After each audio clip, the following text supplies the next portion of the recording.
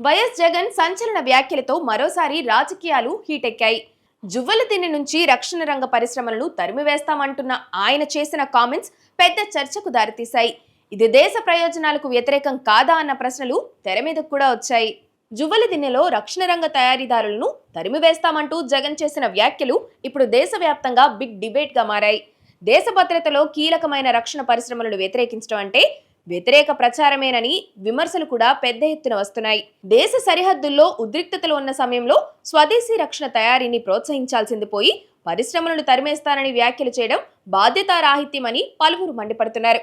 ఇది కేవలం పరిశ్రమలకే కాదు, దేశ గౌరవానికి కూడా భంగం కలిగించే చర్యగా అభిప్రాయపడుతున్నారు. రక్షణ రంగ ప్రాజెక్టులను అడ్డుకోవడం ద్వారా జగన్ ఎలాంటి సంకేతాలు ఇస్తున్నారు? పెట్టుబడిదారులను భయపెట్టడమే కాకుండా దేశ రక్షణ వ్యూహాలను దెబ్బతీసే విధంగా ఆయన వైఖరి ఉందంటూ తీవ్ర నిరసనలు కూడా వ్యక్తమవుతున్నాయి. దీనికి వ్యతిరేకంగా ఇప్పుడు జాతీయ స్థాయి ప్రచారం మొదలైపోయింది.